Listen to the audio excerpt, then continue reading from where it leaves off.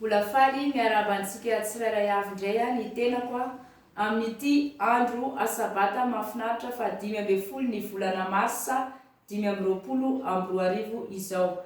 Anitsika dia hijery ten'Andriamanitra iray izay voasoratra ao amin'ny bokyny Marka toko 9 teny andininy 7 ka hatramin'ny 30.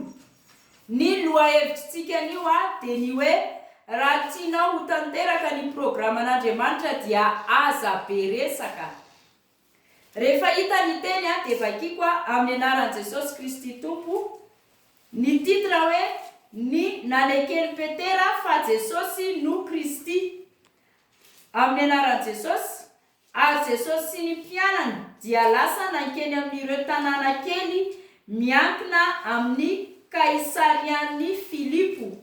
Noho ny teny an-dalana dia nanontany ny mpianany izy hoe lazay ny olona ho iza moa ao, ary hoy ireo taminy i Jaona mpanao batisa, ary hoy ny sasany hoe i Elia, hoy koa ny sasany hoe iray amin'ireo mpaminany.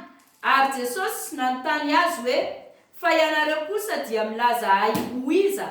Dia namaly Petera ka niteny taminy hoe ianao no Kristy, ary nandrara azy rehetra izy mba tsy hiteny ny momba azy na amin'iza na amin'izy. Amen. Amen.